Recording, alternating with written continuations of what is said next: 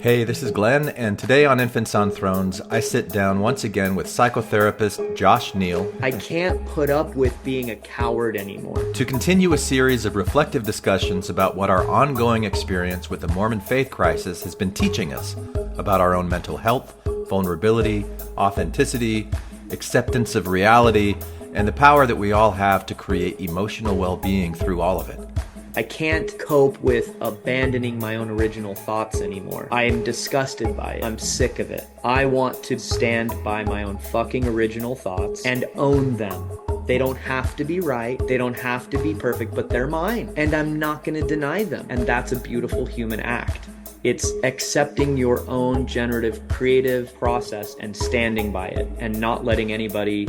They can have whatever fucking reaction they want, but you don't necessarily abandon your own self anymore and hide it and be ashamed or anything. I'm saying what I want while I'm afraid of being castigated and kicked out. That's where I'm at, you know? Yeah. What I'm saying might offend you. What I'm saying might be upsetting. It might not be what you want to hear. I might let you down. In other words, I might be human, but I'm sick of being fake. I'm sick of being fake. Now, if you find yourself on a similar journey and you're looking for someone to help you along the way, you can find Josh at Capitol Hill Therapy in Seattle, Washington, and you can find me right here at infantsonthrones@gmail.com. And if you appreciate the work that I'm doing here, please come and support the podcast on Patreon. And now, this is Infants on Thrones. Baby steps. You want someone to preach to? The philosophies of men. I like magical toys. You want religion, do you? Mingled with humor. I don't believe in them. There will be many willing to preach to you the philosophies of men mingled with humor. We are evolving. Baby steps. You can buy anything in this world of money.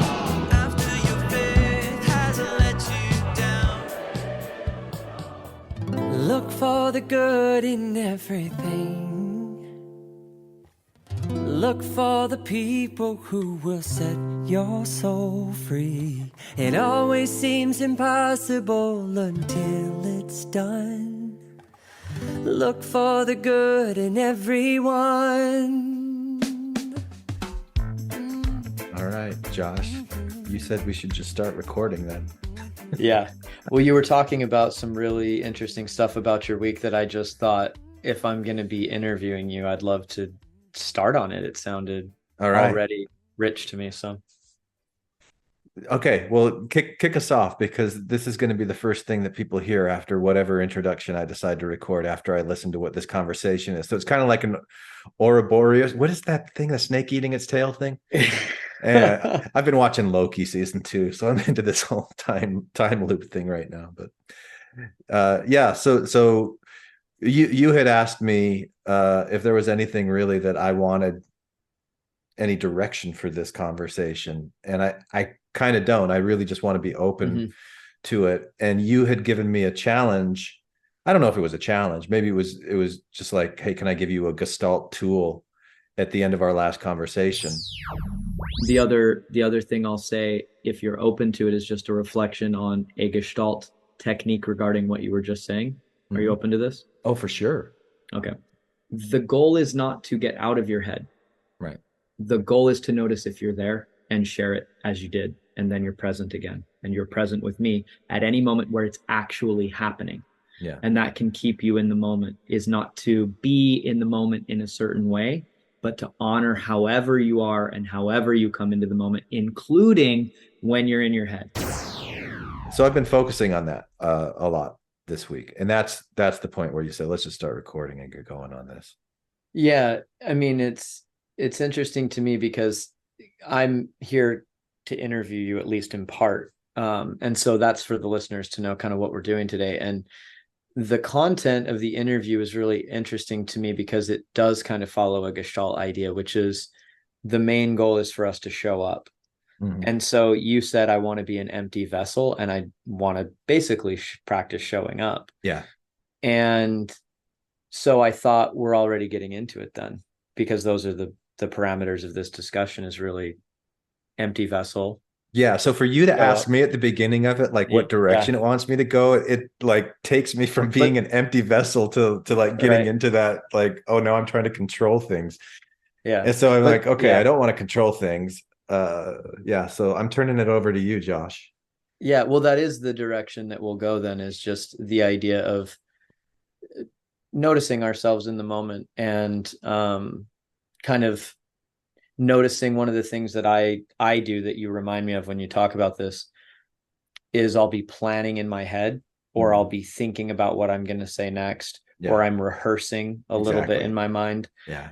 And so before we met, I was kind of doing some of that, but I did come up with something that I think it's not exactly the interview portion, but since we're here, and I don't know how much anyone has ever maybe done this on the episodes, and maybe this has happened, but I just wanted to take a moment as part of my check-in of being here with you to say thank you so much for the podcast I that you ran. I mean, when I was going through my stuff with my faith transition, I don't know if I really ever, we've only talked a handful of times, so I know I have never fully told you, like, your podcast was a huge support to me during that time, and I appreciate so much that you created it, and I wanted to take a moment just to tell you thank you.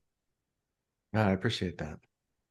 Yeah, so that's something that I was kind of coming with. And then the other thing was, if I just scan myself, what do I notice in the moment? I'm excited for some excitement, curiosity, also comfortable with this kind of mode, because it's very part of what the Gestalt therapy method is all about. Is not necessarily having the agenda, is in some part not to have one. Yeah. So then I guess I get curious what your check-in is like. What do you notice right now? Well, as you were uh thanking me for the podcast, I just was noticing my own reaction to it. It's hard for me to uh accept that kind of recognition and an expression of appreciation. I kind of like shut down Mm. Mm. with it a little bit, and so I just Mm-hmm. had to kind of like let it in. Mm. And you know, I get so caught up in just like what you said, rehearsing what's going on in your head, thinking, you know, like ahead of time. It's like this whirlwind of thoughts uh, that is pretty well orchestrated most of the time. So it's not chaotic. It's just constantly moving, telling me stories about like what's going on or what I could do next or what is this, you know. And So so planning, like some planning. it might be planning, it might be rehearsing a lot of, you know, like something that happened yesterday that I wish I wouldn't have done it that way. I wish I would have done it this. And so I'm kind of like uh rehashing it over and over in my Mm. head. But anyway, so I just been noticing those different loops that keep me thinking instead of feeling. Um, and what am I not feeling? And so when you were saying that about the podcast, it was making me emotional, and I'm not Mm. comfortable getting emotional like that. So, but I was Mm. just allowing myself to feel that. Mm. Well, the thing that stands out to me and what you're sharing is kind of catches my attention, or I get an appetite for, but I don't know, we don't need to get into it here, but it's my curiosity goes to this, and it's kind of this again is maybe the Gestalt way of analyzing or being present really to what you're talking about, and being in dialogue with you around it. Yeah. Is this figure that I look at, or the topic of content, we call it a figure, Mm-hmm.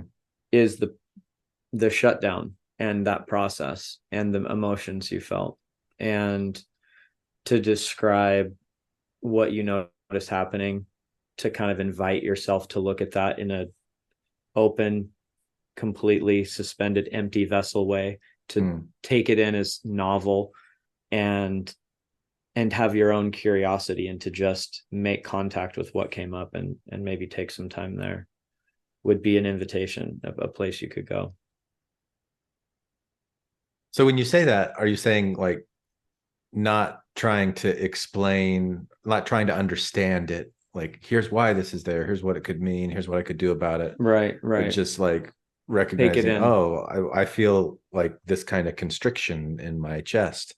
Well, maybe that's a physical description, but what I really am envisioning is if we look at it right now as a new novel experience that's happening between you and I, Oh, I see. then you just notice what your sensation, your sensory experience of this phenomena is, and attempt to just take it in as the novel thing that's happening right now, and as close to now as possible, even.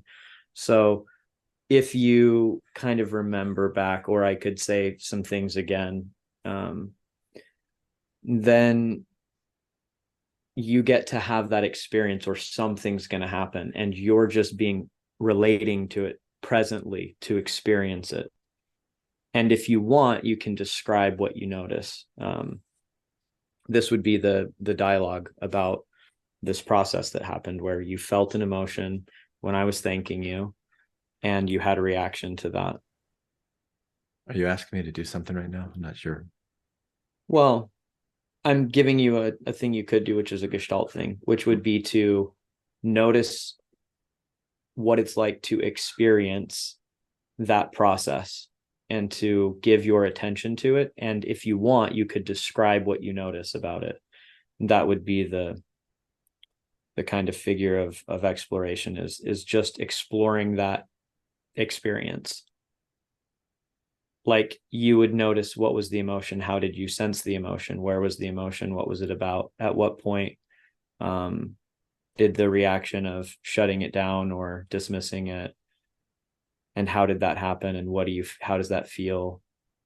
So are you asking me to just notice it internally, silently, or are you asking me Yeah. to share And with you? well, both. And Okay. I want to be really respectful and open here, that this is kind of vulnerable stuff. It's really a Yeah. therapeutic thing that we're doing. And so because of that, and because we're recording this podcast, I want to say, you can say, no, we don't have to do that at all. Or you could just notice it yourself and share whatever you're open to, which could be nothing. Or you could say no to it. So I'm inviting it, but not wanting to demand it, or not have you be intentional about that if you choose to do it. Yeah. No, I appreciate that. I I can edit anything out. Like, if I say something and then it turns out I don't want it to be published, I can edit that out.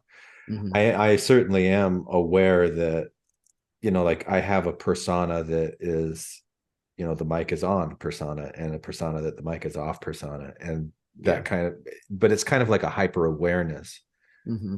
Um, Yeah. Yeah. so yeah, I can, so you want me to go back and to reflect on, because that kind of takes me out of the moment where I am now. Yeah. Yeah, totally. So what we could do, if Yeah. we were going to do this, maybe what we would call a Gestalt experiment would be, I would actually just use the words, and it's probably, we don't know what's going to happen. So Yeah. you could say it feels like a role play, or feels fake, or whatever, but Oh no, I it feels could, fun. It's exciting. okay, Yeah. cool. So I can just basically say something about what brought it on, and you just relate openly. Like, we could maybe call it a beginner mindset, or the mind of the fool, which knows nothing. Okay. And you just let yourself be present to whatever happens, and fully open yourself up to it, and explore it, and just relate to it. All right. And just whatever it is, and it might be, the thing about a Gestalt experiment is you accept three things. This is what Leonard Shaw, my therapist, told me. He said, you accept that nothing might happen, something life-changing and miraculous might happen, and anything in between could happen. And Okay. and once you accept those three things, then you're ready to start experimenting. Mhm. So I'll just say my part, and then you just begin your noticing journey of wherever you go, and we'll share what you feel comfortable sharing. And Yeah, I really notice a lot of gratitude in my heart for how much the Infants on Thrones podcast and your work on it impacted me. And I have a lot of gratitude for how helpful and supportive it was. And thank you for that. So what happens is the sound of your voice gets a little bit further away. Almost, it's like I hear it and I hear the words, but it's almost like the feeling of the Charlie Brown teacher going wah wah wah wah, and like off in the distance. And like where I go, like my focus of attention, and I'm sitting here with my eyes closed, so that's part of it too. But my focus of attention went into my chest, and it it was like I had this image of a really dry sponge that's getting some moisture, which is, like this part of me, this need for validation that we talked about a little bit last week. Like that I have this need for validation. And that this is, I start analyzing myself, but this is what I was doing. I was like feeling like there's this dry, sponge like part that's getting, it's getting some moisture, and it likes the moisture, it wants the moisture, but it doesn't totally trust the moisture, and so it kind of keeps the distance from the source of it. And that's what gets created in me, or was what created in me when that happened. Yeah, I was surprised because you really responded verbally rather quickly, in my opinion.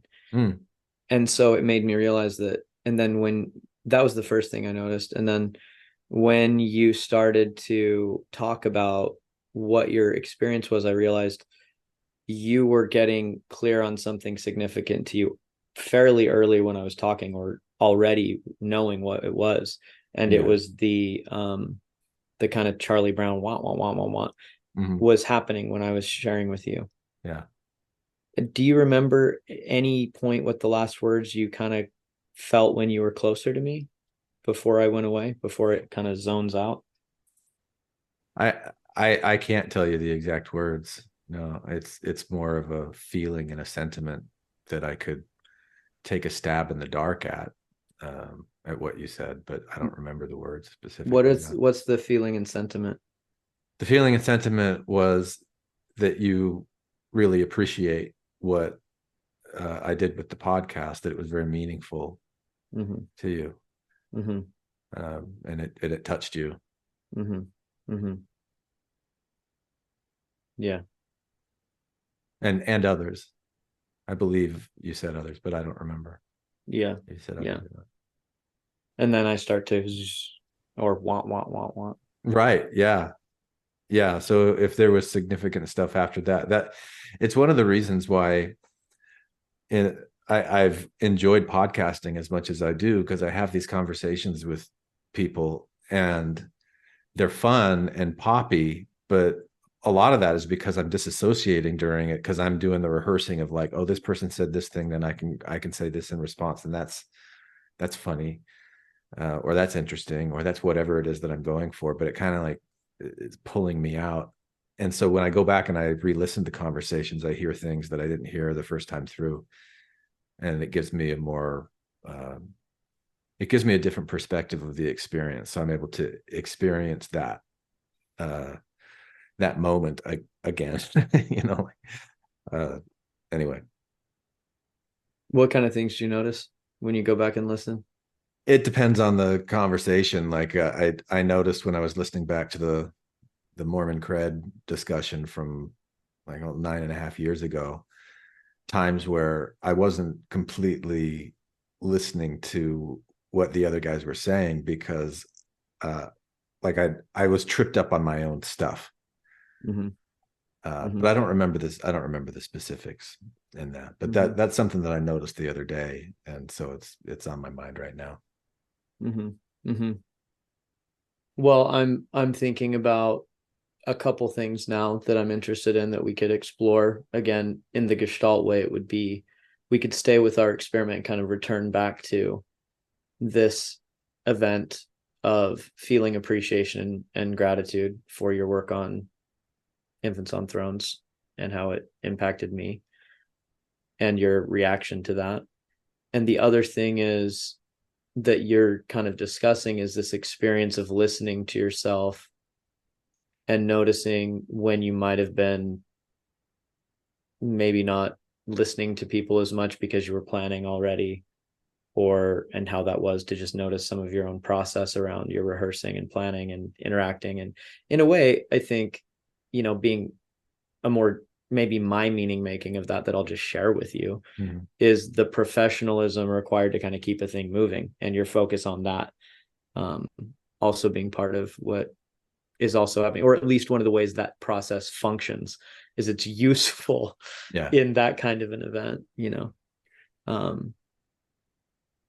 but yeah, so that's a different thing to explore, is kind of noticing how that, and even your relationship to it, that you did it, what do you make of that? That's another topic we could go into.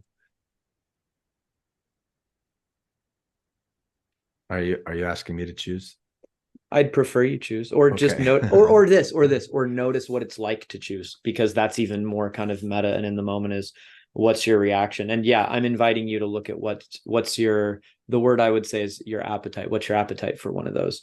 And or either or any of it, we could also just see what's the reaction.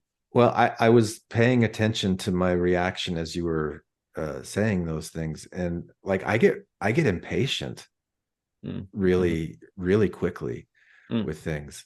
And so I was noticing my own impatience, Josh, of like, I feel like in my mind, at least, I'm darting from this thing to that thing to this thing to that thing. And I'm trying to like zoom in on a single thing. But what if we just zoom out a little bit and notice the darting? Yeah, right. Let's stay with that. Let's zoom out, because that's what you said you wanted to do, and I want to stay with that, which is be the empty vessel and be in the moment. Right. And I'm kind of taking the role of interviewer, so I'm not revealing as much of my experience, but I can also do that with you. But I'm not doing that. I'm staying in the kind of exploring your present moment. So I just want to own and share that.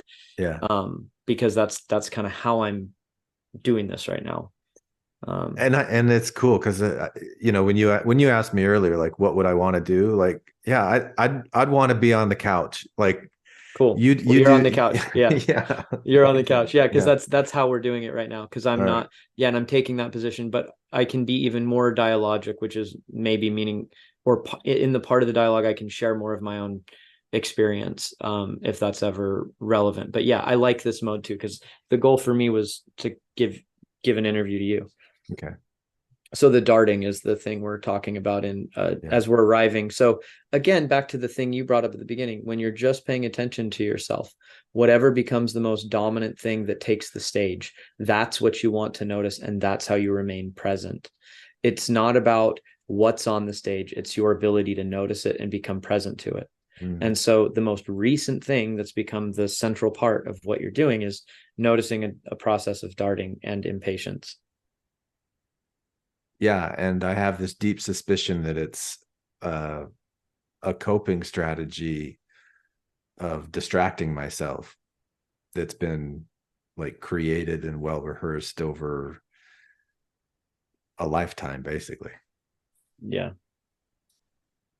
Well, I mean, this is going to get pretty deep, I think, if we keep going down this rabbit hole. But I feel it's important to share that, Sure. to say that to you. But I'm thinking about different things come up to me that I think are relevant here, and it's being seen, acknowledged, connection, vulnerability, intimacy, and the process about that, and the way that you essentially, I'm imagining, or I'm putting together a theory that this is it has a function that's important for you to not, I guess I'm wondering what do you notice about the darting? If I don't name it, what happens if you don't do that? Or what happens if you do? What do you gain? What do you win by, or what do you get by the darting? What's the energy there? I don't really know. I'm not totally sure. I this image that keeps coming up to me is of me being a little kid and uh hurt, like upset at either my mom or my dad. And this is the image that came to me when you said something about being seen, being heard. Mm-hmm. I would go and I'd like lock myself in a closet or like hide under a table, or I'd hide. Mm-hmm. So I think this is that fight or flight. I would flee, and Yeah. but I would sit there in the darkness, and I can still remember how strong these feelings felt when I was a kid. I'd sit there in the darkness, just like wanting my mom to come and find me or my dad to come and find me, and then getting angry that they weren't. Yeah. And then at some point, I'd get exhausted of doing that, and I kind of like realized, all right, this is stupid. That if I want to be around them, why am I going and hiding? Like, why don't I just go and be around them? But I think Mm-hmm. usually I just go and I trade the smaller closet for a bigger closet in, in all different kinds of ways. Yeah. But Yeah. so I think that the distraction serves the same function that the door of a closet or whatever walls of a bigger room would play for me, of kind of keeping me in this environment that I've got some control over, I've got some awareness of.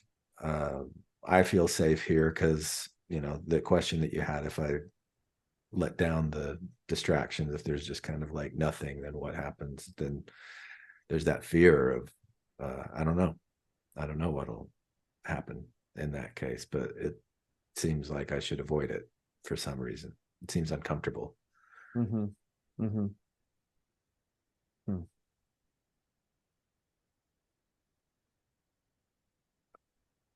Well, I feel very impacted by what you shared. I'm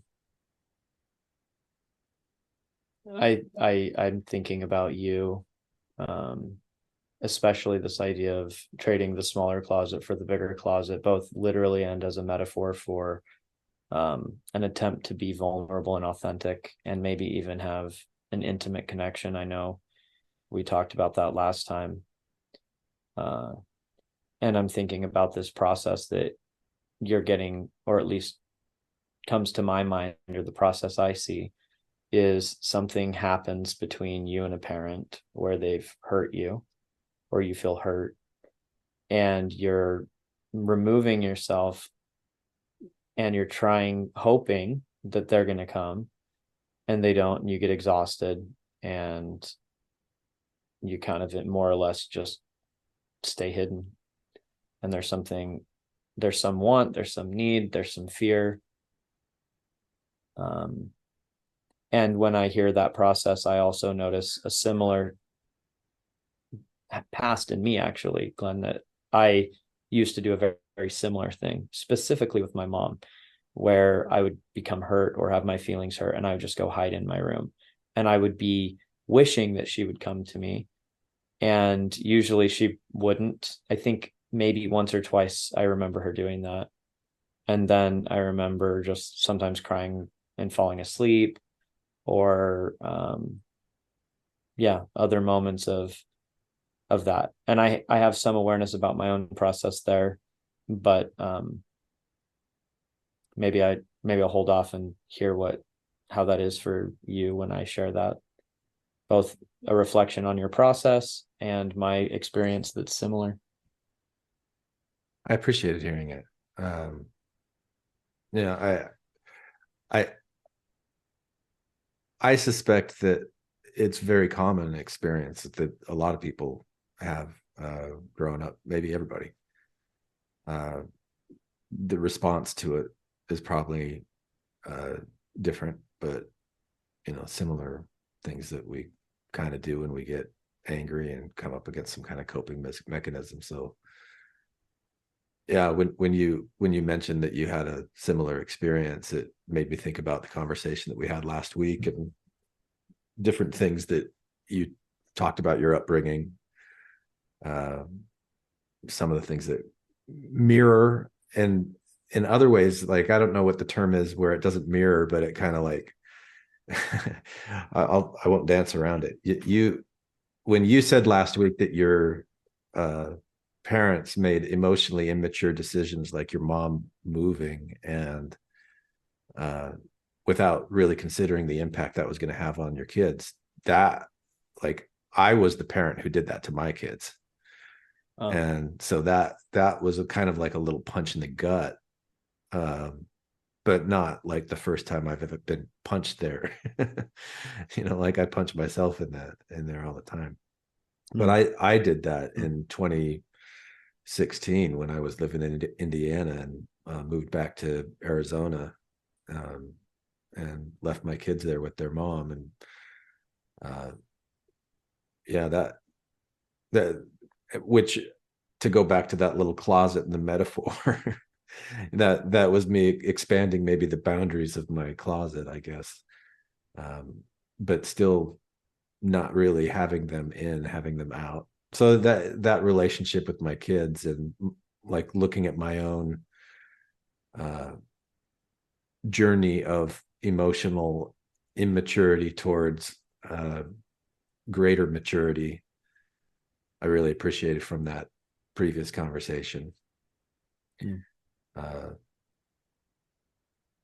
So yeah, there's I think I mentioned last time that when I read Body Keeps the Score and I was taking this trauma class, I started, like, I was doing really deep introspective looks at myself. And so a lot of what I'm sharing with you here are things that I've been thinking about for months. It's just kind of like coming up in these moments. I noticed some part of me wants to say something like, no, Glenn, you don't understand. My mom did it in a worse way.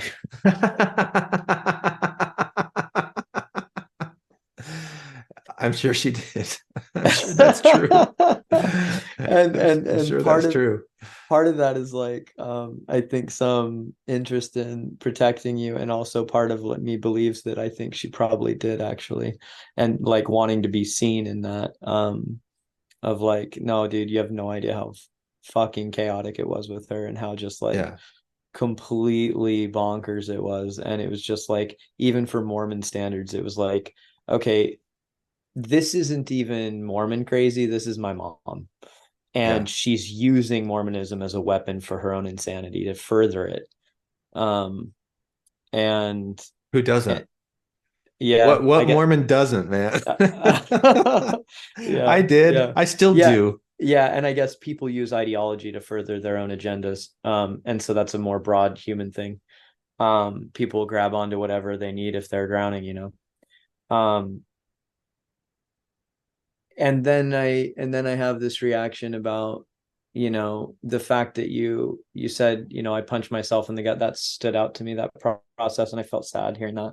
And I got curious about it as well. And then also just the fact that I think that you experience whatever you experience and you think about your kids in those moments, it stands out to me as important, I think, for parents to be able to do. And also, it seems like there's something inherent about parenting when you're trying it, when you're, I guess, I don't know, like it seems like most parents who care about the project are always going to have some level of sensitivity to their mistakes that can be very painful for many parents. I won't say all, but I think many parents can look back at errors they make, and because of the amount of love and care they have for their kids, it's very painful. Right. And so that, to me, in and of itself, represents a kind of symbol for good parenting in part, whereas a very narcissistic and immature parent may not even become aware that they're having that experience or ever have it. They may Yeah. genuinely never have it. They may say things like, well, they were selfish and terrible children, so fuck them, you know? Yeah. I think that my emotional immaturity is a different type of emotional immaturity than, like your mom and dad had, or even than my mom and dad have. Yeah.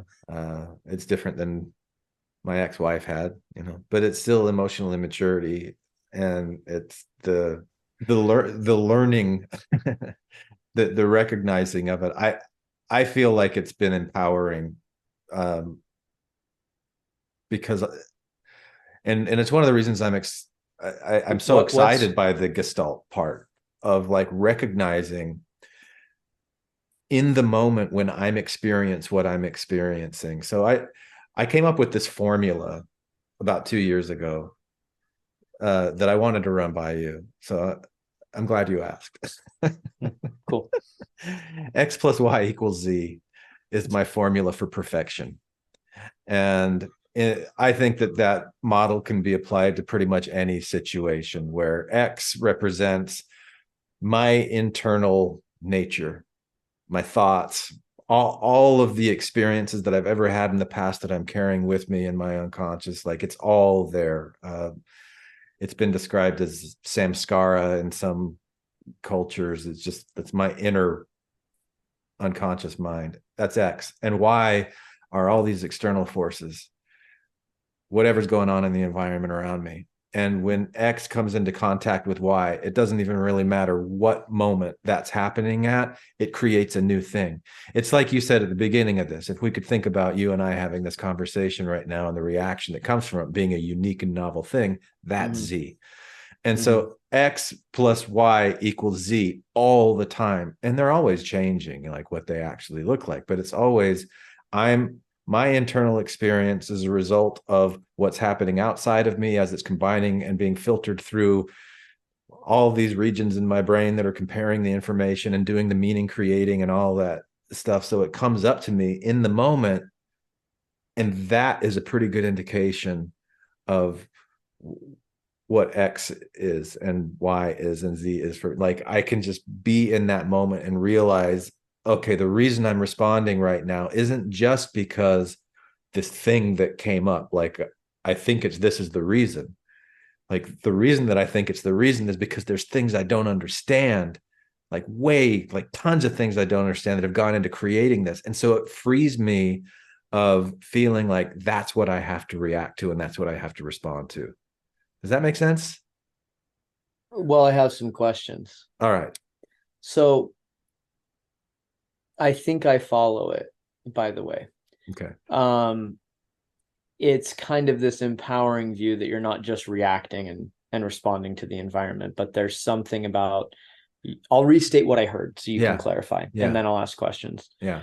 So what I took in was this concept of maybe as much possible human present state awareness, reacting and interrelating, well, relating would be the word I would use, to the emerging present external reality of whatever, and to forces you don't even know.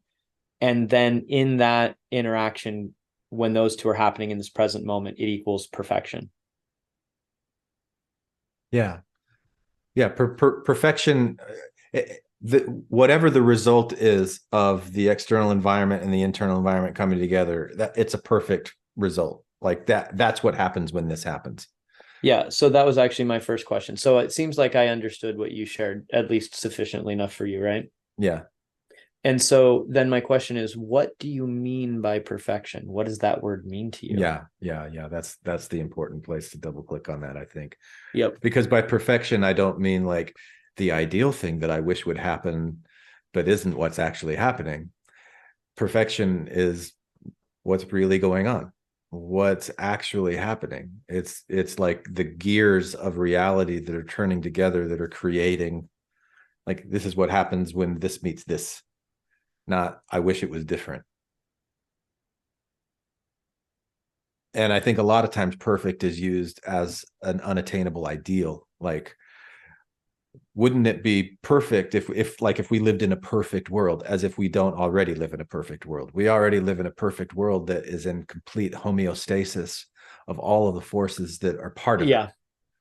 Like Yeah, I think that holistic principle of the Gestalt, if I understand it right.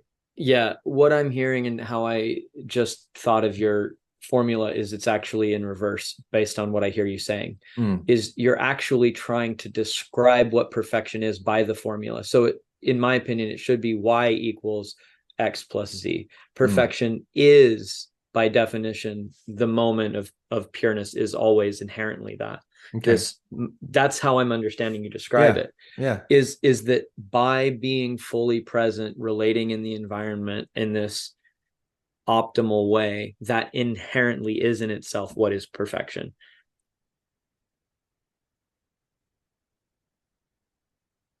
I'm not sure if that's exactly how I see it, but What would you change? I'm not totally sure. That's the part of I'm sure not sure that I Yeah, yeah. Well, I get curious, like what because in these moments, this say is it, say it again. Say it again. yeah. So the way I was seeing it based on your definition of perfection Mhm. is you were basically saying there's the inherent emergent property of that itself is perfection. And so I just thought what Glenn's actually doing is describing what the definition of perfection is, and it is this person or being fully in the environment, fully in their being, fully relating in this kind of most optimal state. And there's an inherent perfection in that thing. It's like more of an inherent trait of it or something. Yeah, I think Where you where I'm not differ. certain about it is the perfection exists whether the person is recognizing it or not. Yeah, all moments are already sufficient and perfect in Right. themselves, is what Right. kind of what you're sharing, Yeah. even without recognition by the person. Yeah, even without recognition by Yeah. it. Which is like the reality that the universe is perfect in and of itself, exactly as it is at Yeah. all times. At all times, and it's constantly Yeah. changing Yeah. and Yeah. influencing Yeah. itself and each other. And Yeah. Yes. Yeah, I see that. Yeah. That is a better way. Yeah, I like that better. So it's not really about even then the word itself doesn't the word that comes to mind now is to maybe replace perfection for my way of thinking with Mhm. the inherent abundance and sufficiency of the universe is inherent to itself already exactly as it is. What's the part that would keep you from using a word like perfect? Because it's too tied for me with some kind of idealism. And Mm, I think what we're trying to do is break idealism and say reality as it is already the ultimate ideal in some yeah, sense, right. and not to impose human thinking onto it, but to honor it as perfect, even including all of its what we might call things that are not ideal. Yeah. It has things that we think are not ideal, and in fact, it is sufficient and perfect in that, exactly as it is. You know, Which there can, yeah, there's a scripture that always used to tie me up that was like take like it was imagine the lilies of the field, you know, they toil mm-hmm. not or whatever. Mm-hmm. Yeah, And and then it says something like take unto you only what you need for the day. And then it says sufficient is the evil. No, what sufficient is the day unto the evil thereof. yeah. Do you remember Su- that? Sufficient to the day is the evil thereof, I believe. I But have yeah, never, that has been like this puzzle that has been like this little itch inside of my brain ever since I first heard that. But I think this is that concept. well, before that, in this is my recollection, it says, Yeah. take no thought for the Yeah. morrow. Right. Take no thought for the morrow is really the key, because it's saying, don't worry about tomorrow. It's Right. going to be as evil as it's going to be. Yeah. And there's nothing you can do to change whatever the evil of the day will be. So So that's the mindfulness scripture. yeah. Yeah, I mean that's the Sermon on the Mount. That's actually, in my opinion, epic stuff. Yeah. Like I almost have a paranoid thought sometimes, or I definitely have a paranoid thought sometimes, that the reason religion sucks so bad is because the wisdom contained in the Bible is so useful that people who want to control you made it crappy to drive you away from it, because there's so much useful wisdom especially for me in the New Testament, some of the things that Jesus says, when I reflect on them outside of any other paradigm, I'm like, wow, this is really practical and helpful. And it's 100% mindfulness. It's basically saying, it's a thesis on not worrying. It's saying, get what you need each day, focus on the day. Don't worry about how beautiful you are. The lilies are beautiful in and of themselves, and Solomon in his glory was not arrayed as such as these. Basically, don't try so hard to look so beautiful. Stay in the moment, connect with what you need. Tomorrow's going to suck as much as it's going to suck. So don't waste your energy thinking about it. Just be in the moment now, and you'll get through tomorrow when tomorrow's here. Yeah. Which is in itself a form of beauty. Right. It's that, like, when you think that something has to be different than the way that it is in order to be beautiful. Yeah. It's that gap between what is and the ideal that I think I'm responding to a lot with these things. Yeah. Jung has a quote on idealism. I'm going to look it up real quick. I love it. But he was against this, and it's basically kind of talking about what we're talking about, which is being in the moment, which I guess really is the topic of our discussion today. And we've done different explorations of things, but it's really kind of orbiting around being in the moment and the importance of that. And idealism is some kind of human perversion on what's supposed to be. Yeah. Like, as though we could decide that. Right. Let's see. It's a trap, isn't it? Like, yeah, idealism. Yeah, this is Jung's quote. It's brilliant. I love this. Every form of addiction is bad, no matter whether the narcotic be alcohol or morphine or idealism. Or that, like, distracting thinking pattern, like coping strategy, that darting back and forth you were calling me out, or like observing, we were talking about earlier. I see that as a form of addiction as well. Well, it must be somewhere you learned that there's an ideal way for you to be, and your hope is, maybe this is kind of a Gestalt idea, that there's an introject, which is some kind of belief that's undergirds these creative adaptations that we make to survive or get our needs met. Yeah. And when a person's avoiding contact, we could say that person has some belief somewhere that there's things that they ought to be and they ought not to be. And they're guarding against being seen in a way that doesn't meet up to that ideal. And that's usually going to promote the creative adaptations that they're implementing, the darting away, to avoid whatever's there. And so if you and I were to explore this more, which is a possibility, or you can punt on this, which is just to look at what's the ideal person, or what's this idea, what do you know about what it's like for you? Have you been caught off guard? Have people seen things that you didn't want them to see? Or what do you know about this thing? And underneath this, somewhere deep down, and we don't want to try to use the mind to get there, there's some version of ideal Glenn that you're probably attached to in some way. Yeah. And how much of that, just in your experience from working with people, it seems to me that most of what you're talking about are unconscious processes. Like, they're things that are happening before I'm aware of what I'm doing. They're the things that are kind of like creating the impulses that tell me to do what I do, or even the thoughts that I think, that they're the result of these things that have happened. So that sense of unfinished business, right? In that would inform. I think this is what you're saying. I think you're saying that in my unconscious there are certain ideals of this is how I want to be perceived. It's how I want to be seen. It's how I want to be in the world. And so I'm constantly making choices, these micro choices and adjustments at an unconscious level to show up in certain ways. And you're asking me if I've been aware of times where I've been kind of caught off guard and people have seen things that I wouldn't consider ideal.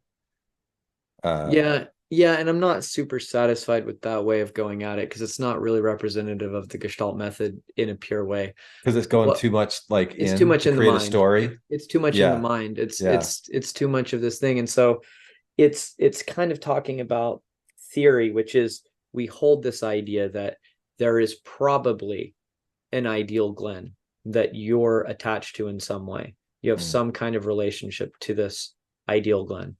And you are probably doing things that are meaningful to you, but maybe you're not aware of it. But they're significant and important processes that you likely developed probably in very early stages in life about what happens if you're seen as bad, or you do not measure up to this ideal, or you go against this ideal in some way. But that would not be how we would cue an exploration of it. That's just stuff you kind of hold for theory about introjects, which are rigid beliefs about self or the world or others, but usually they just come back to self. And they usually prevent a person from getting into contact with someone else because Yeah. they distort the Right. boundary between the self and these other things. And so the way that you want to get at it isn't to go into your head in the way that that conversation would take you, but Yeah. it's rather to go back to what we were discussing earlier, which is just noticing what happens right here, right now with you and me. We already have the most important data, which is your lived experience with me right now. And there may be things that are happening that are positive that we're not opened up to, which is you're actually sharing a lot with me. And we are just getting to know each other, but you've shared a lot about your life with me. And so that tells me you are not hiding all of you. And there's also a process of you that is darting around. And you want to just stay with your experience and not go into that kind of mind space that the theoretical will take us. Okay. We stay in the abundance of the now. We encounter it right here, right now together of what's happening currently.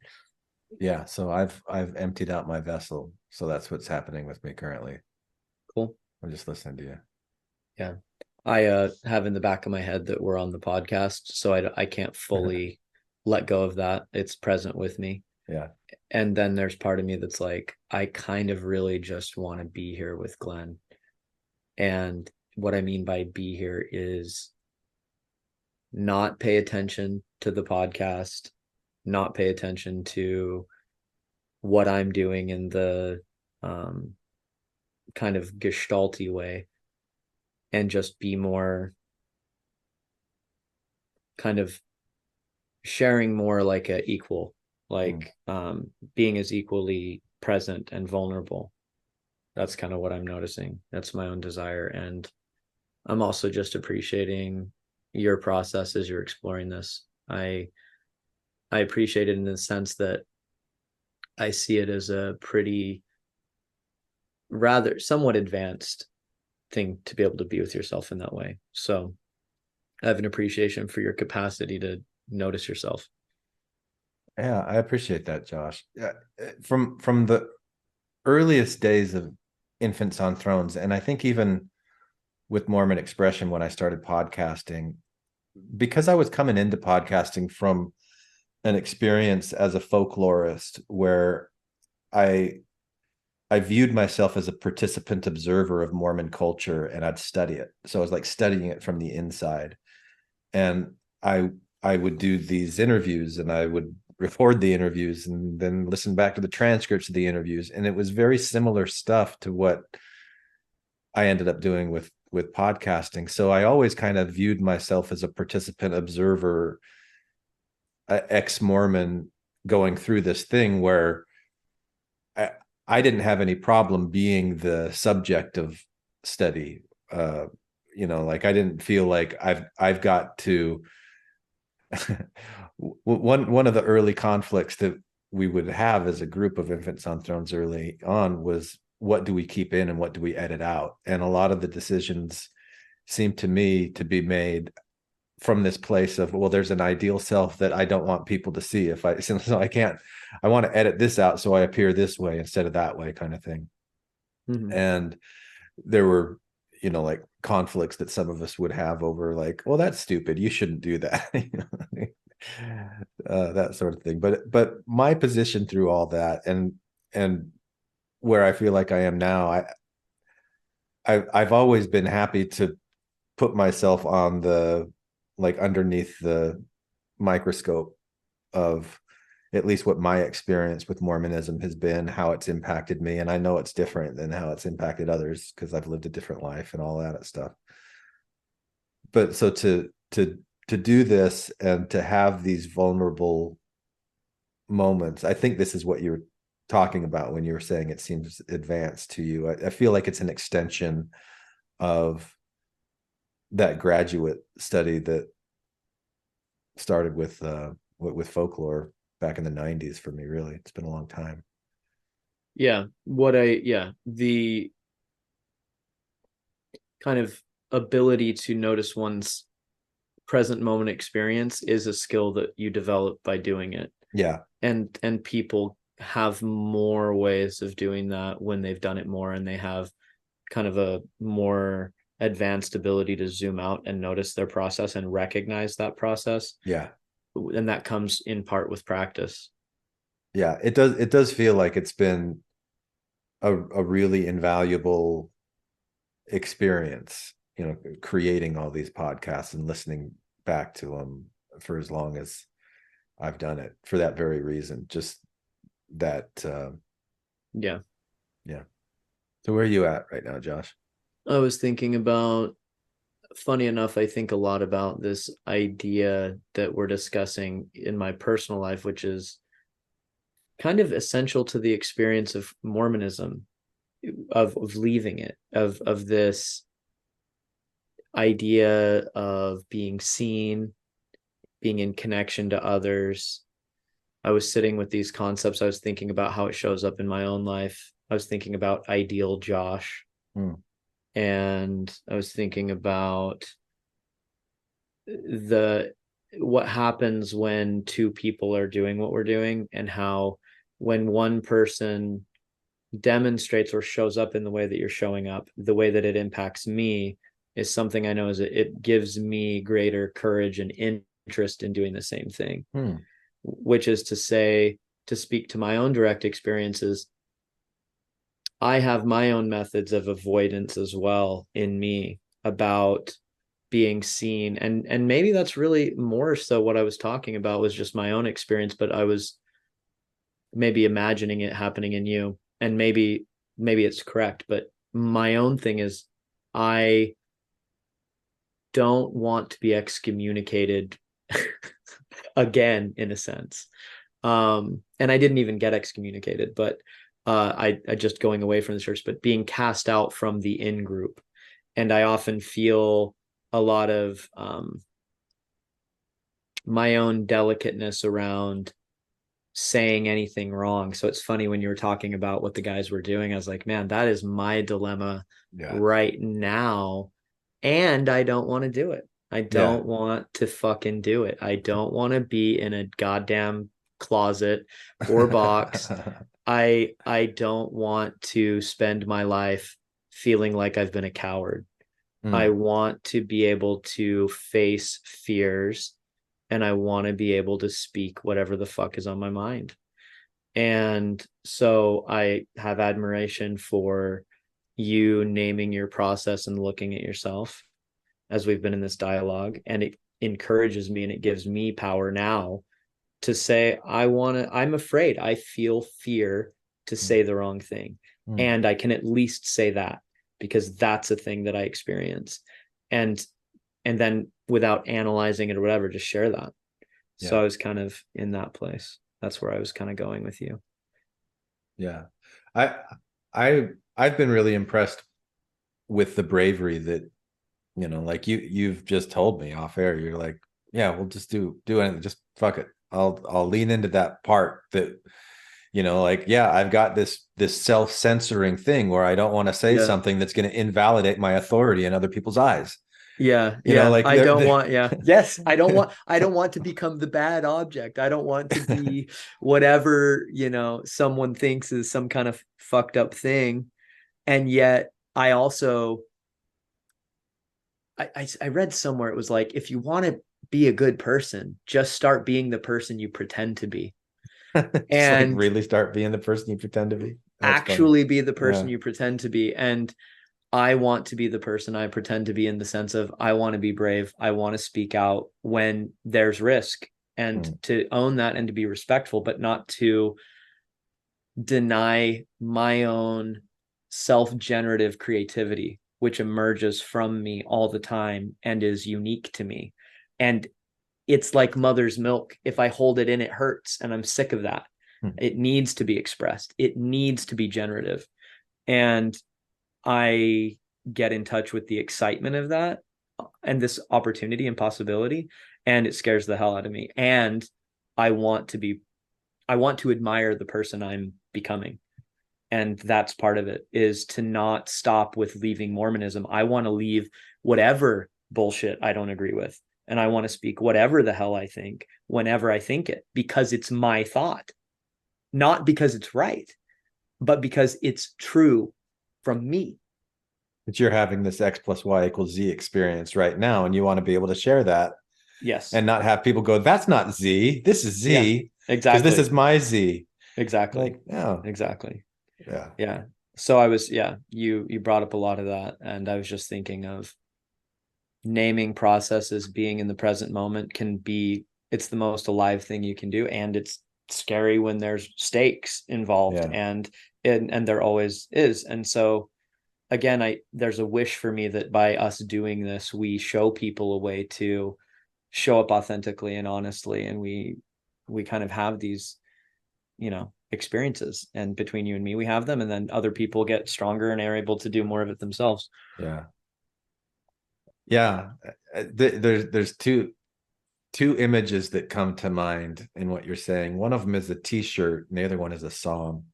The t-shirt I saw when I was a freshman at BYU back in the early 90s, and it said something like, it's better to keep your mouth shut and have everybody assume you're an idiot than open it up and prove them all right.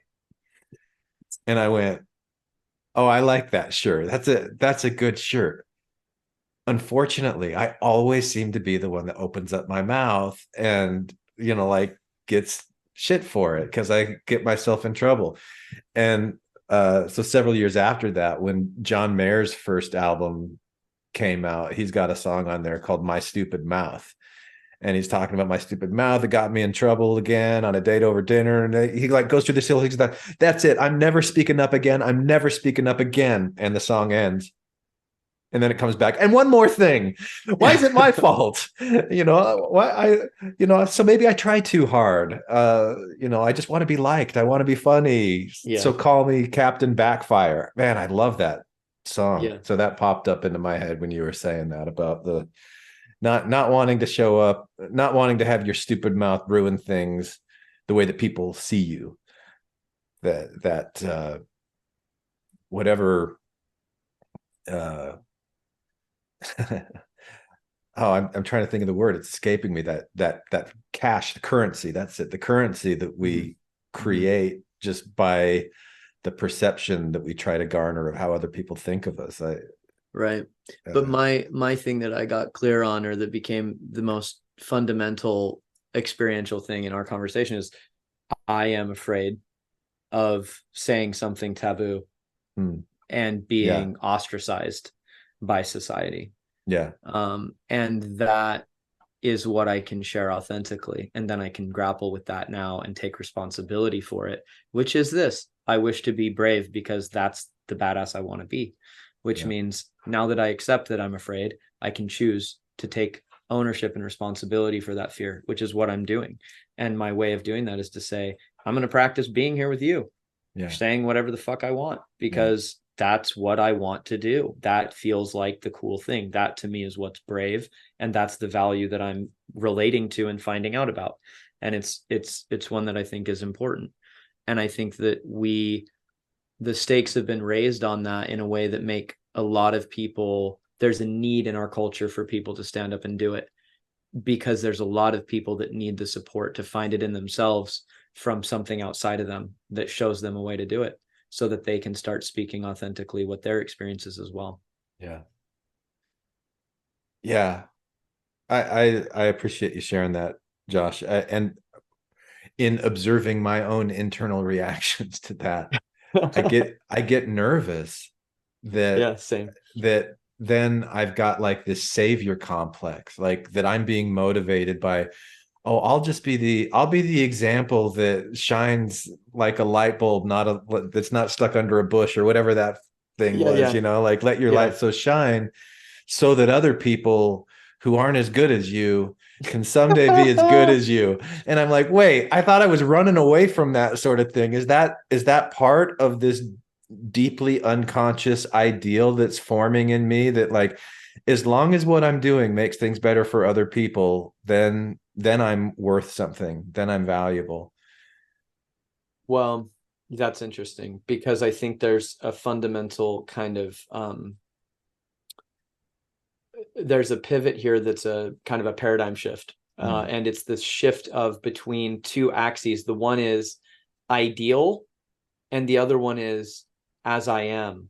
Mm-hmm. And when it's in service of being ideal, it will always make you come at odds with as you are. And when you reorient the expression of whatever's coming up to be as you are, then it takes its own ownership as a self-oriented thing, and it's no longer the idealism, and it's actually the ideal. Mm-hmm. It's the actual thing that is, perhaps you can experience it and see what you think about it yourself, and that's the ultimate goal, is to be as you are for your own sake. See, what you just said right there, I know I'm gonna get it when I listen back to it. But right now, like I can sense that there was like, that was awesome. And I caught some of it, but not all of it. Like I couldn't repeat it back to you if you asked me to repeat it back word for word. But yeah, I'm vibing with that. I like that a lot. Let me say it in some more common language, which is, I think, superior to being smart or intelligent when you say things or whatever people, when they overword it. The everyday language way is, when it's externalized as an outside ideal, then you remain a slave of it. Mm-hmm. When it is an internalized value that you've experienced, explored from within the self, and you can make your own opinion of it, then you are being as you are, and it can become a value-based internal manifestation of a being themselves for themselves. And then if you wanted to save someone, you wouldn't be saving them from ideal Glenn saving them. You'd be saving them from Glenn choosing to save them for his own interest and his own integrated value. And that's the paradigm difference. Yeah. It's the self-sovereign authority internalized within versus I'm trying to fit this mold that society or parents or whatever told me I have to be, which is the dilemma I find myself in as well, which is like, I'm very scared. I'm more terrified of being the heretic and being cast out. Like that's what I get afraid of.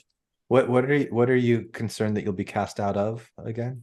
Well, I mean, I'm afraid of some of the more rigid ideological formations of like ideology I find myself around in Seattle, like a lot of the kind of puritanical, the words become so loaded, but like wokeness. Yeah. So like people that have calcified in these really rigid viewpoints, offending them or saying the wrong thing, being branded by them in the language they use, and outcast. That's been my main kind of fear. I guess I want to be apolitical in a world where it feels like everyone has become extreme converts of some kind of political. It's like, what did Joseph Smith say? In his time, there was like an extreme religious revival. I feel like we live in that now, but it's a political revival of these hyper cult-like groups that are emerging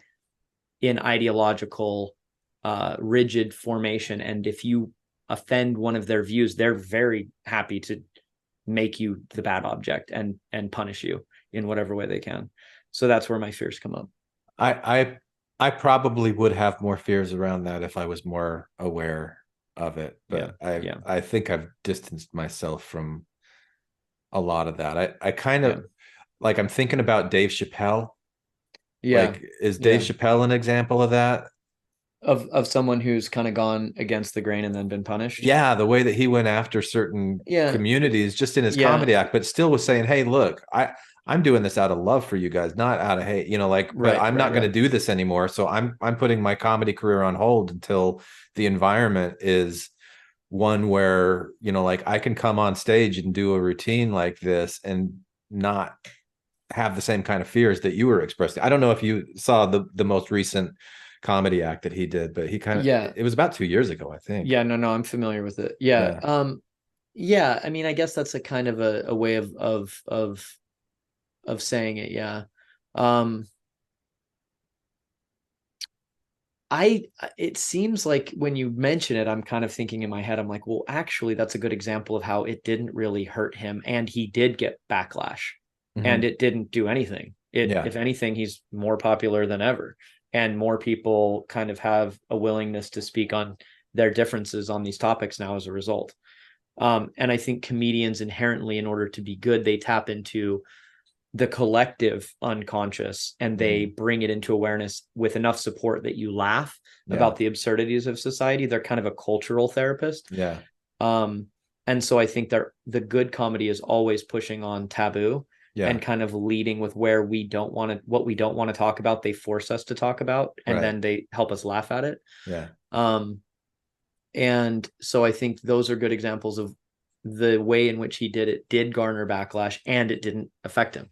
But the only reason I brought it up, because as an illustration of the environment that you're talking about, like the concern that you have if you talk, you might offend and get that. Exactly. Like, if I don't prioritize the right things, or if I say how I really feel about something, it might not be in line with someone's ideology, particularly someone in some political axis that believes in the world in a certain interpretive lens. And so what I'm saying doesn't fit that. And so I just become bad. That's the concern that I get afraid about when I sit here thinking about these things. And when I go into the psychology around it, I think, and we're probably needing to wrap up here in a bit, but too bad. This is fun. I could keep doing this forever.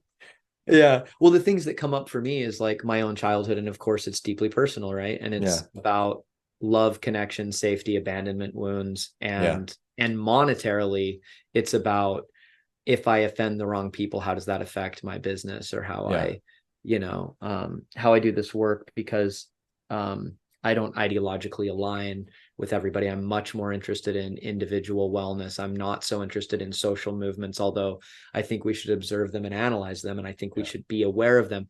I don't think they should be the fundamental piece of a therapeutic intervention with an individual. I think the individual's experience and their own responsible choice for their life is fundamental to them.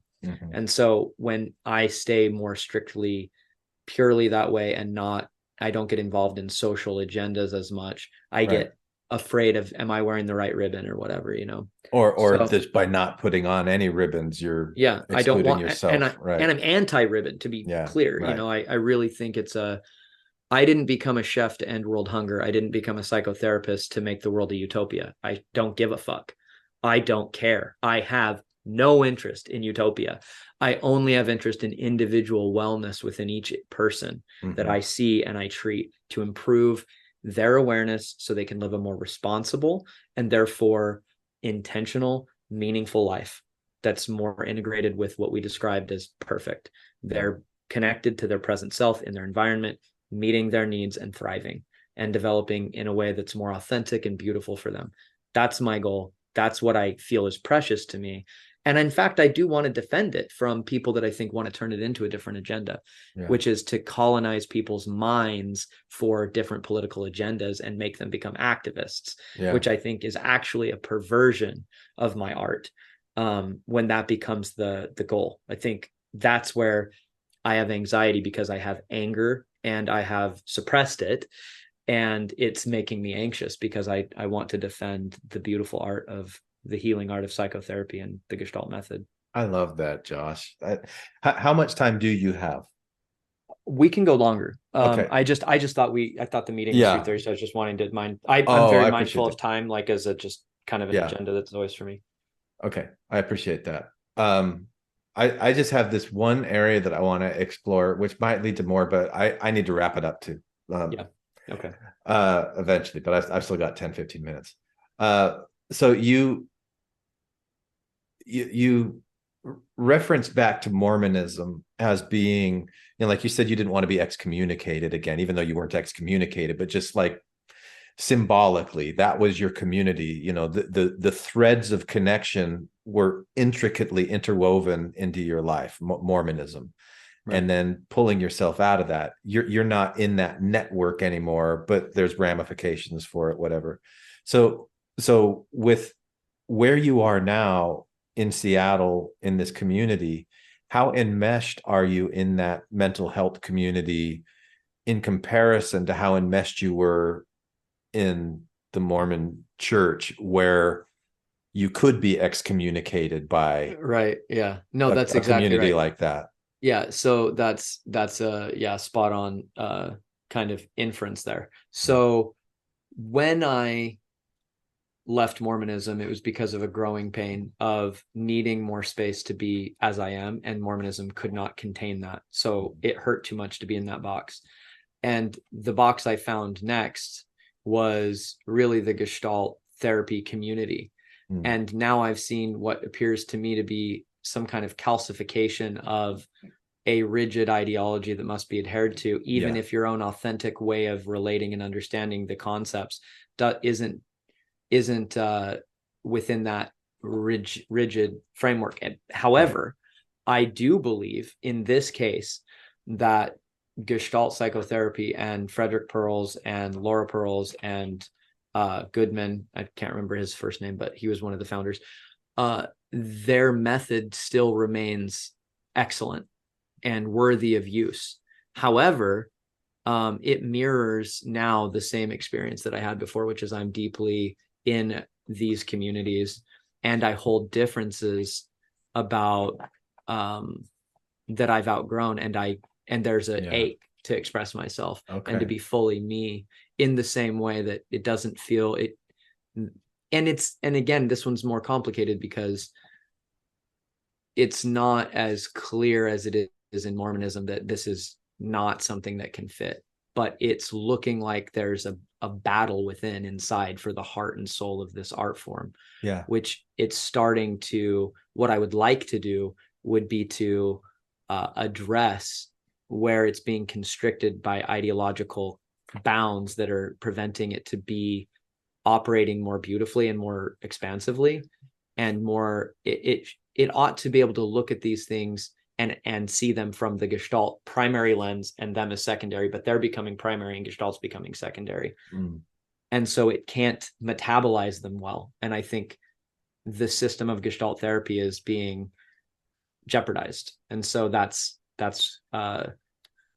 if it could remain as I imagined it to begin with, then I'd be happy to be there, because then I'd just be speaking my mind authentically. But it looks like it's harder and harder to speak authentically within that community if it tramples one of the kind of external sacred tenets that's slowly infecting it and turning it more to this kind of rigid structure. So do I understand it correctly that you're concerned that you might trample on some of these sacred tenets that are infecting it? Like just in calling it out, even like saying, here's some of the tenets and there's a little bit too much rigidity around this, we should be more flexible around that. Even that suggestion would get you blacklisted. That's the concern I have. And potentially I'm realizing, maybe that's just completely constructed in my mind and my past trauma, but it's also like, it's there. And I think, like everything, it's the relationship you have to it and how you want to do it. And how I want to do some things is, I think I have some kind of interesting ideas actually. And I think I've actually metabolized and related to Gestalt therapy in some interesting ways I'd like to really talk about freely. And so for me, kind of the way I was telling you at the end of last time is I don't want to get in some kind of direct conflict. That feels like a loss itself. What I want to do is move on and just start talking about Gestalt therapy in the way that I think about it. Yeah. But then as I told you earlier, there's this, I need to defend it and it needs to remain pure or whatever. And that's in me too. I had similar, you didn't use the word disillusioned, but it sounds like a little disillusioned with this group that has meant so much to you and still does. Yeah. Yeah. And it just kind of reminded me of being in academia. I referenced when I was in graduate school earlier, and I was planning on being a professor. And there's times where I think, boy, it'd be nice to be a professor now. But I didn't want to put myself in that environment. I could see that this is a very highly political environment where if I say the wrong things, like I just want to push against things. And the way that I was learning about tradition and culture and how ephemeral it all is, it's all man-made, it's all constructed, and there are patterns that you can observe of groups of people that come together over novel ideas, that there's like no borders, and then just like human nature comes in and fears or unmet needs or whatever these coping strategies are seem to drive towards rigidity, calcification. And then you get to this place where, okay, the closet that you've gone in to hide in has expanded its borders. Yeah, it's getting smaller. It's something. Well, it grows, and then it gets to a place where it's like it can't grow any further. It's got to be, and then there's like the conservative mindset that says it's going too fast, and the liberal mindset that's wanting to, like be progressive and go further, and that kind of push and pull that exists. I think not only socially among a lot of groups of people, but even probably within each person. Yeah, and these like stuff that's going on. But that's interesting. No, it's similar. Oh, sorry, my dog's barking. It's similar to the university setting and there's a lot of people from higher university degrees obviously in our in the field, and so many PhDs and lots of master's students, and there becomes a kind of ideology, and it becomes somewhat rigid, and questioning God is heresy again. And you have something like this, and it becomes a sin to say certain things. And when that happens, then you develop taboos. And then when those taboos become, when we can't start to talk about that and address it, or addressing it is made bad itself, then we have, something I learned from Alan. No, it wasn't. It was Eric Fromm, not Alan Watts, but Eric Fromm talks about in The Art of Loving that one of the tenets that kind of underlies Western Christianity is the value of belief itself. They value maintaining the belief. And once somebody's value, their integrated value is to maintain the faith in the thing, right? Then you've foundationally established how to create heresy, which is attacking the belief is now a sin, because the virtue is to maintain the belief. And so I see that in this community, that maintaining the belief is virtuous itself, and questioning it or attempting to metabolize it or get outside of it and dissolve it in a way that lets it function within Gestalt principles itself is sinful. And then I get careful, withdrawn, scared, worried about, being excommunicated again. And it's a community that was kind of the replacement in part for my search church. Just having a community. Well, and really my search for an authentic place. And to be honest, there's a lot of authenticity that I think it used to be able to have, and that's somewhat reduced now, but it's still a place where the principles of Gestalt therapy are excellent, and they do promote the ability to hold authentic, intimate, powerful, life-changing moments. And the community still does that. And I want to enhance that and get things out of the way that I think could be diminishing it in any way. And those are the things we're describing, like the virtue in maintaining beliefs that might be political. I want to explore this idea of authenticity real quick, and then we'll wrap up for today. Because I think what you're saying with authenticity is that for people to show up authentically as they are, that is going to result in a lot of diversity. Yes, it will. And so to create a space that accepts that, you need to have like a big tent, right? You need to have like Correct. a very, very flexible tent. And when it gets Yes, really calcified and rigid, in order to fit in that tent, if you're not authentically one of those people, then you got to fake it. That's right. Then the virtue signaling starts, then all the stuff happens and all the things, because you're dealing with the anxiety of, I'm going to be cast out, I'm not going to be accepted. Yeah. And my thing, if we talk about authenticity, Glenn, is I can't anymore I can't put up with being a coward anymore. I can't cope with abandoning my own original thoughts anymore. I am disgusted by it. I'm sick of it. I want to be a person I admire and look up to in my actions.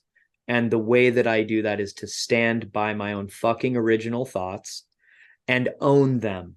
They don't have to be right. They don't have to be perfect, but they're mine. And I'm not going to deny them. And I'm going to speak them. And that's the thing I want to practice. And that's the place I want to be with others. And that's a beautiful human act.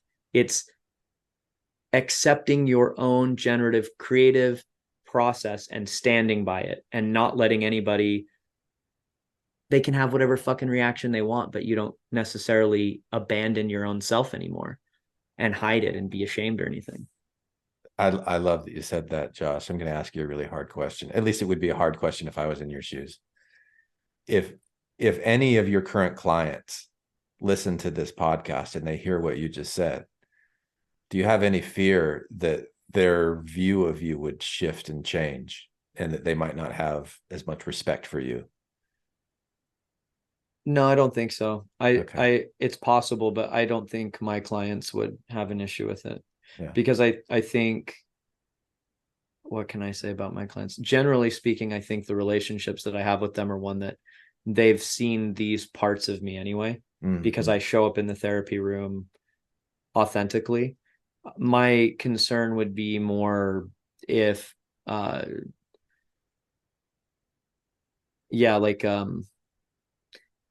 don't know. I wonder, I think actually one way for me is maybe this is in a sense just saying I'm ready to stand by my own original thoughts. I'm not really, like, what I'm actually saying boils down to one thing, and it's I'm ready to stand by my own damn thoughts. And I'm interested in what you think of them. And I want to have that conversation with anybody. And so I don't have fear when I say that, actually. I just say, I'm showing up, man. I'm showing up. And so when I do that, if you don't like it, let's talk about it. And so anyone listening, if anyone's listening, they don't like it, let's talk about it. All right. So I'm going to answer your question about ideal Glenn. Ideal Glenn is a garden where something like this can grow. I love that, to be able to like nurture that kind of bravery and also responsibility. You know, like I'm just going to show, I might be right, I might be wrong, but I want to express what I'm saying without the fear of being castigated or excommunicated or whatever. Or with the fear, you know. My teacher Bob, who I love, Bob Resnick, he would have said, show up with it. So I'm saying what I want while I'm afraid of being castigated and kicked out. That's where I'm at, you know. What I'm saying might offend you. What I'm saying might be upsetting. It might not be what you want to hear. I might let you down. In other words, I might be human, but I'm sick of being fake. Mic drop moment. That's awesome, man. You're gonna love it. Yeah. So, Put down the weapons that you use against yourself. You don't need them anymore. Lay down the weapons that you use against the world. We don't need another war. Put down the weapons that you use against yourself. Hi, this is Hillary. Matthew, Ryan, Carol, Keith, Ashley, and I like to play bingo online while listening to Infants on Thrones. You can comment on this episode on the website, infantsonthrones.com. And if you really like what you hear, give the Quorum a 5-star rating and write a short review on iTunes. I did. Anyone for the closing prayer? My worst crime is an inside job. Dark thoughts taking over like an inside mob. I tune into the scene between the eyes and take a breath. Thank you for listening to Infants on Throne. I sit still and watch the thoughts float past me. Never mind the future, never mind what the past be. I like to jump and let the universe catch me. Free fall, watch the beauty blow past me. I keep my pockets light, destination in sight. Keep my actions elevated to compassionate heights. I'm walking past the